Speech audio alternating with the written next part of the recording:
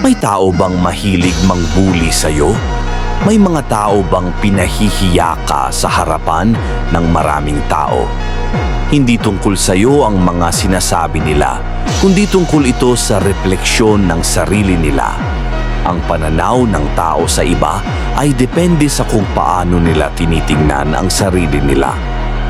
Ang mga mapanghusga o mapang-aping mga tao ay isang mga basura sa mundo.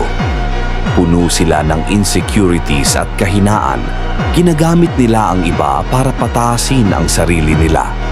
Ang mga taong ito ay wala naman talagang pakinabang at mas mabuti pang hindi na lang sila ipinanganak.